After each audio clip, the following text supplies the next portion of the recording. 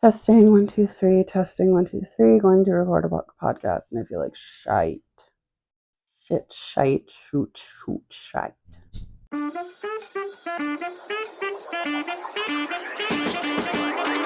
Hi, my name is Amanda, and honestly, I'm just trying my best. This is my podcast where I talk about whatever I want to talk about because I'm still kind of figuring out, and I think that's okay. If you want to tune in and come along for the ride, I'd love to have you. You are now listening to Semi-Mindful Banter.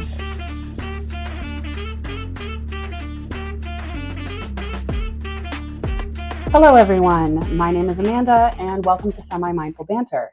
This is a show where I don't really know what I'm doing, but I do it anyways, and I hope you enjoy it at least somewhat.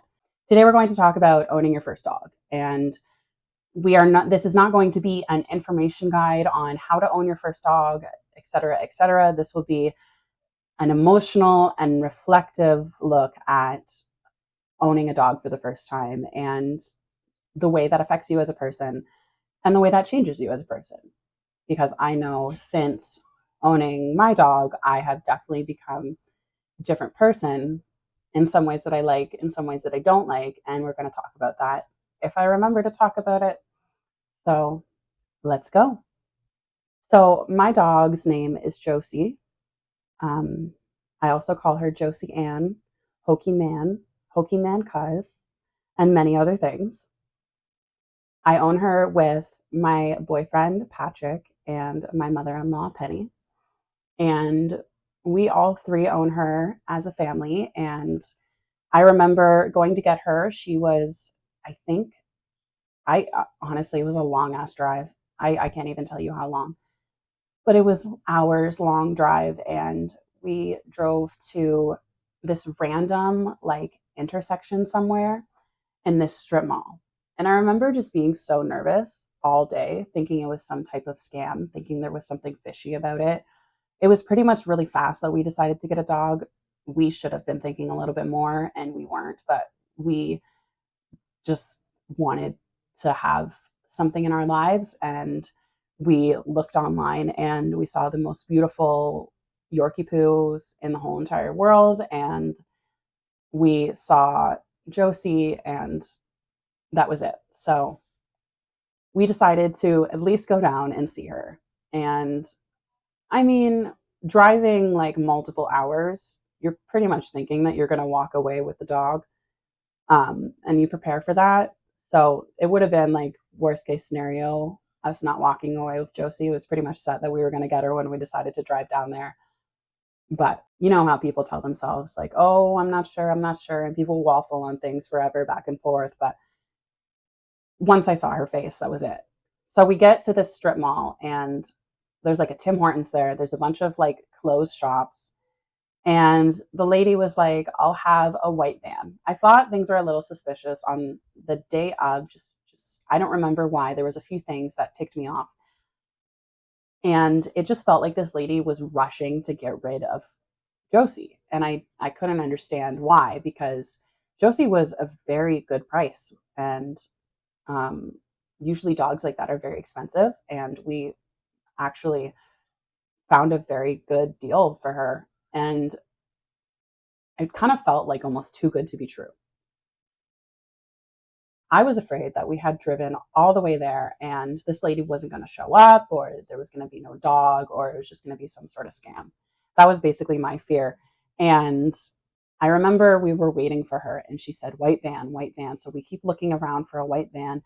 Me and Patrick are starting to get a little bit concerned. We don't see any white van anywhere in the parking lot. We're looking around. We hope we didn't come all this way for nothing. And then we see a white van. And just, I knew. So the white van pulls in, and I remember seeing her for the first time. And it's just like, I know this sounds really dramatic, but I just kind of knew. I saw her and I asked if I could hold her, and I knew I wasn't giving her back. You know, like she was just meant to be with us. I didn't understand at the time what I was getting myself into. I wish I had had a little bit more wisdom on my side in terms of like thinking maybe I should prepare a little bit more for this. Am I prepared for this? Are we prepared for this? But it was kind of like an impulse decision, and all of a sudden we're meeting Josie, and it was like we knew she had to be with us. So we got her and we drive home. She is sitting with Penny on the way back, and she sat with me for a little bit, and then we switched drivers, and I drove while Penny sat in the back with Josie, and she actually peed on her. So I guess she was marking her territory.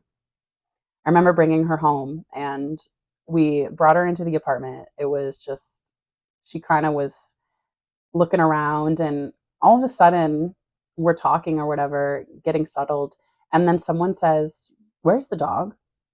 And we're looking all around. Oh my God, we can't find the dog. All the doors are closed. So we don't understand, like all the bedroom doors, we had closed them in the bathroom. We don't understand where the dog is gone. Could she have gotten under the couch? We're looking all over the place.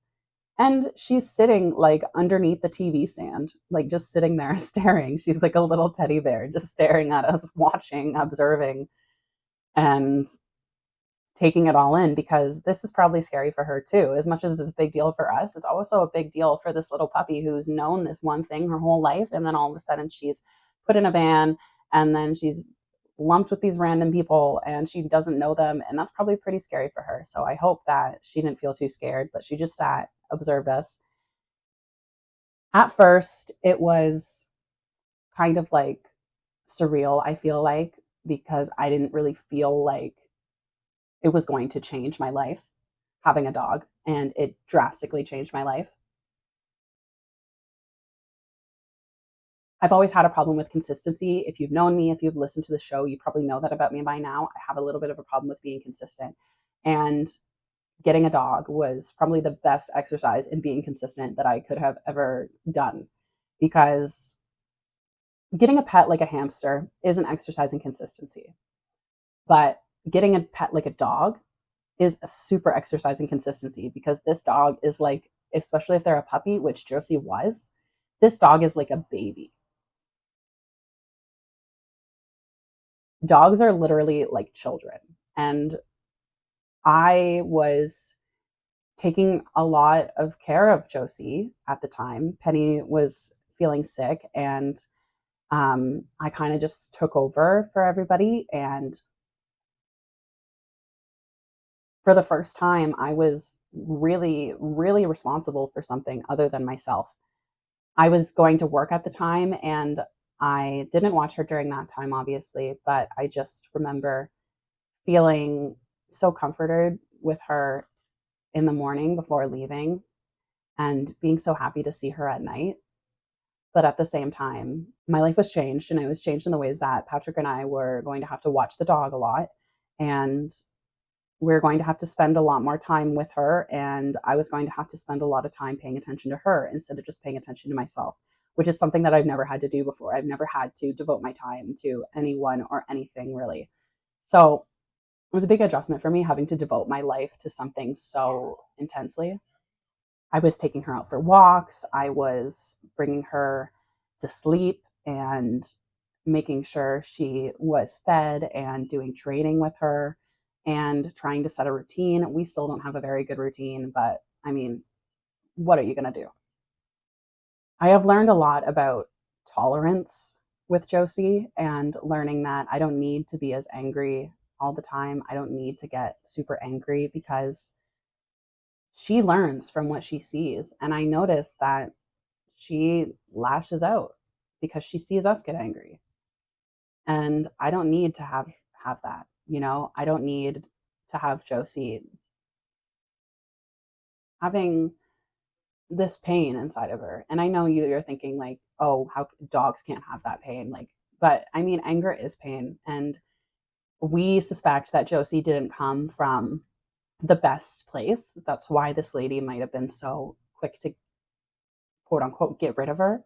I felt like it was just like a puppy farm, and they were just kind of scooting them out as fast as they could. I've gone through a really intense depression for the past, I'd say 5 months ish, 5 to 6 months. I've been going through a really intense depression, or at least it's felt like that for me. And Josie just kind of felt like home, you know? And I know I have people in my life that I can turn to, but Josie never Josie never doesn't love me. And I'm sure that other people, like when they're mad at me, I always think people don't love me anymore. And I'm sure that's not true, right? Like I'm sure people are just mad and people can be mad. And I understand that because I've gotten mad. But Josie's never mad at me.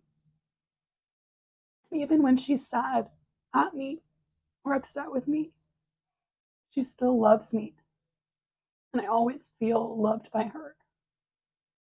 And that's just really special to me because I've always, my whole life, had a really hard time feeling like I was loved like that. And I kind of just have learned with Josie that I honestly like did not think it was possible to love something or love someone as much. Like I learned that with my boyfriend when I met my partner, Patrick. I learned that when we got into the depths of it that I didn't know that emotions and love could run so deep and get so complicated and so messy and so intense. And then I feel the same way about my love for Josie. I didn't know that the way I feel about her, I didn't know I could become so protective. The things that'll really get me is when I see these videos of how much dogs love us. You know, I see these videos on Facebook or Instagram of people showing their dogs doing really kind things and showing how much they love us. And then I start to know what moms feel like when they talk about mom guilt because I feel guilty for ever being mad at her when she's just a baby and she's trying to learn. But if you've ever raised a puppy or raised a baby animal or raised a baby human, you know that it's frustrating and it can get intense and that thing can get annoying as fuck.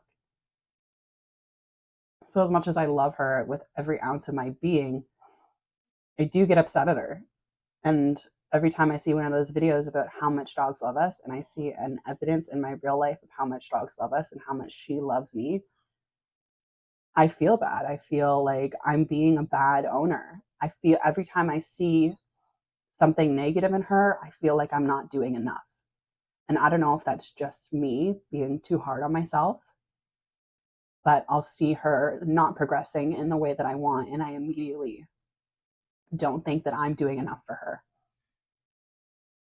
because she deserves like so much. I do think of her as if she's like a child of mine, you know, like she is more than a pet to me. She is one of my soulmates.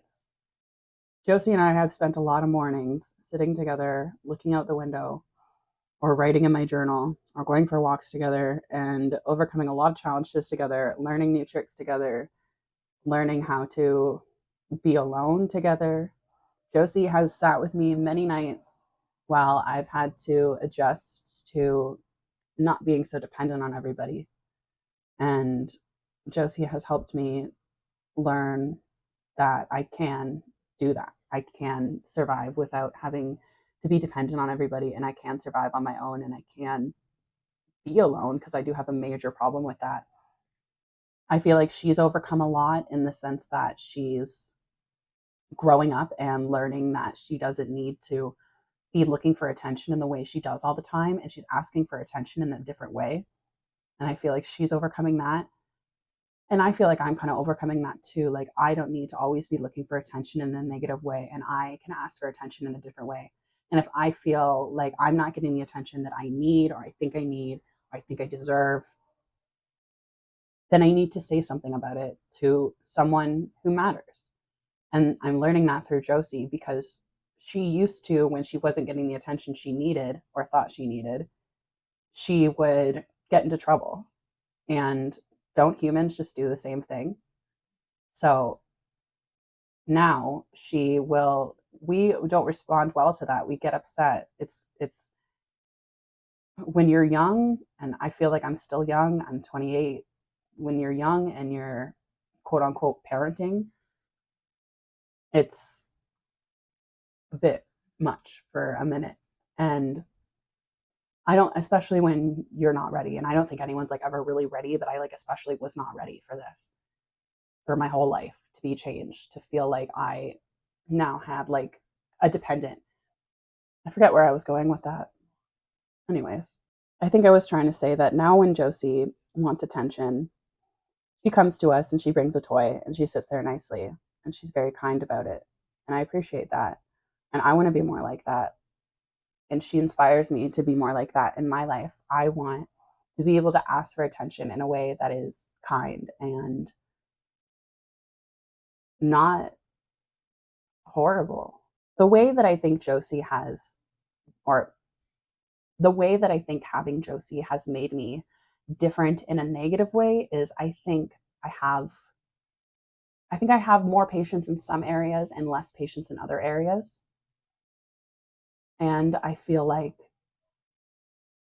I have more patience, but I also have a more of a temper. And I don't know where that's come from. I don't know if that's had anything to do with the depression that been experiencing for the past few months. But Josie even got sick at one point and was puking up blood and pooping blood. And oh my God, it was one of the scariest moments of my life. Just being honest. I am learning so much about, I guess, parenting and life through her. And I swear, man, I would do anything for that dog. I would step in front of cars. I would shoot myself in the head. I would like do anything like for her. And I feel bad saying that. Like I feel like my partner's gonna hear this and he's gonna be like, "Well, you wouldn't do that for me." And it's like, yes, I would do that for you. But I think a lot of people who own pets or even have children are like, there's this kind of love that you have for someone that you take care of, you know? I feel like there's this certain kind of love you have for the people that you nurture or the things that you nurture. Josie is going to be 2 years old in a couple of months, and some significant milestones that she's overcome is she was not an outside dog at first, and she's still not very much of an outside dog, but she does like going outside and she goes for walks and she's become much better at walking. She doesn't pee outside, she doesn't poo outside. She'll pee on the pee pad and poo on the pee pad, but she'll go for walks now. And sometimes she doesn't want to walk, but she will go in the yard and run around. And I can tell she genuinely likes being out there and she's having a good time. We're having this issue with the road where I think something scared her on the sidewalk at one point a few weeks ago, and it's kind of made her not want to walk past a certain point. So she's been frozen in one spot. So I've been carrying her and then she walks back home. But another one of the milestones we've been able to do is she's learned quite a few tricks, and I've been able to teach her a few tricks. And I know that's not a big milestone, but it's it means that I can teach someone something. You know what I mean? It means that I am able to impart knowledge into someone. And I guess that's a big deal for me. Another thing I love about Josie is that I never feel like she judges me when I'm crying.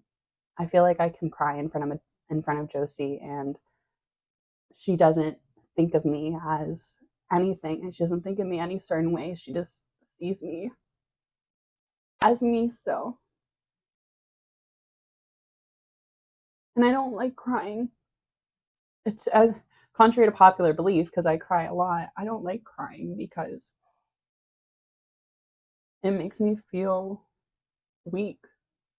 And I know that's like a cliche, but it really does make me feel really weak and it makes me feel really vulnerable, even around the people I love the most. Because I know I cry a lot and I know sometimes it can be a lot, but I'm never too much for Josie. So I've basically just made this a sob fest, but I didn't mean for that to happen. I just wanted to talk about Josie today. I've been seeing a lot of stuff about dogs and dog owners, and I just wanted to talk about what it's like to own a dog for the first time. I've had dogs in my life before. This is not the first time I've had a dog in my life, but there's a difference between having like a dog you grew up with, your family dog, your parents' dog, or someone else's dog that you know that you've come to love, and a dog that's yours, and a dog that you raise, and a dog that you have an impact on their life, like a huge impact on their life, and influencing them to become the dog you want them to be. And I know it sounds crazy, but I see myself in that fucking dog. I see myself in the way she talks back. I see myself in the attitude she gives. Not proud of it, but I do see it. And maybe she's here to be a mirror to show me what I need to fix within myself.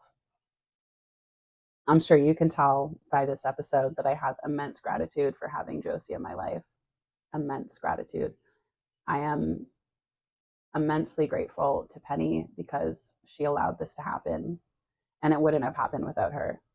It's the small things that Josie does, really. It's the way she will put her hand on my leg or look at me and tilt her head or just subtly move her body closer to mine when I'm starting to feel sad. It's like she knows, it's like she can feel it. It's like we're connected by some sort of string. And like I said earlier in the episode, she is definitely one of my soulmates. I feel like I have two soulmates in this world. I feel like I've had actually many soulmates throughout this life, and not all of them have lasted. But I feel like at this point in my life, I have Patrick as a soulmate and I have Josie as a soulmate.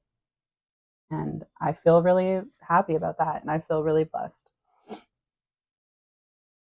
That's all from me. If you want to catch up with me on social media, I'm on Threads, Instagram, and YouTube under The Amanda Influence. I'm not on Twitter or X or whatever the fuck you want to call it.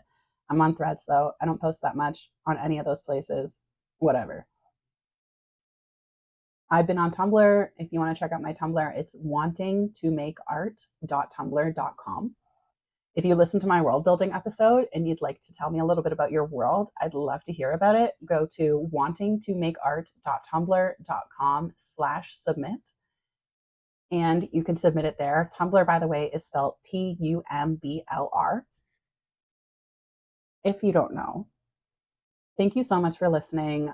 I loved having this little discussion with you. Sorry if it wasn't what you expected, but then sorry, not sorry, because you're never going to get what you were expecting with me. That's just the way it is. I'll see you next week with some other off the cuff topic. Bye. Thanks for listening to Semi-Mindful Banter. This podcast was created and produced by me, Amanda Doyle, and our theme music will be linked in the show notes. Again, thanks for watching, and we'll see you next time.